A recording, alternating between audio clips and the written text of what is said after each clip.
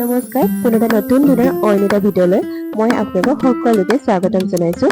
ভিডিঅ'টো যোৱাকালি হয়, ৰাতিপুৱা জল্দি স্কুলৰ কাৰণে ৰেডি হৈছোঁ, কিয়নো কালি আছে 15 আগষ্ট, অৰ্থাৎ স্বাধীনতা দিৱস। সেই হেতুকে অইন দিনতকৈ অলপ জল্দিয়ে মই স্কুলত যাব লগা হৈছিল।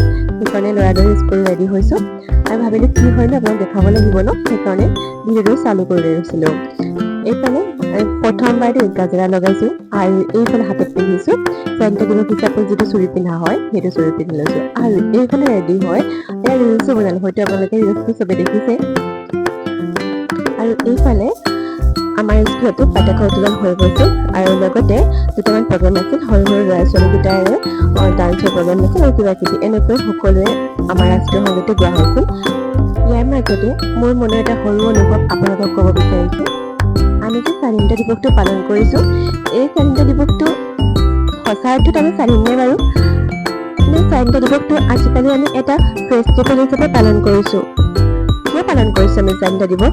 যদি যিখন দেশত আমি নিজকে মুক্ত হিচাপে ঘূৰিব নোৱাৰোঁ, হত্যা হিংসা এইবিলাকে ভৰি গৈছে, তেনেহ'লে এইখন দেশ কেনেকৈ স্বাধীন হ'ব পাৰে? যোনখন দেশত এজনী সৰু ছোৱালী কাৰোবাৰ কামনাৰ বলি হয়, তাত কোনো আইন নাথাকে, সেইখন দেশক স্বাধীন বুলি ক'ব পাৰিনে বাৰু?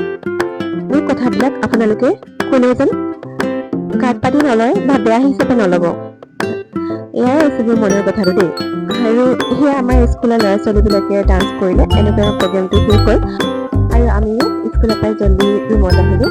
ৰুমত আহি কিনে অকণমান টাইম থাকি মোৰ স্কুল ছুটিৰ কাৰণে এফালে যোৱা প্ৰগ্ৰেম কৰিলোঁ আৰু নেক্সট ভিডিঅ'ত দেখিলে মই ক'ত গৈছোঁ, কি কৰিলোঁ, কাক লগ পালোঁ, সকলোবিলাক মোৰ নেক্সট ভিডিঅ' দেখিব। তাৰ কাৰণে মোৰ চেনেলটো ছাবস্ক্ৰাইব কৰি দিব কাৰণে নাপাহৰিব।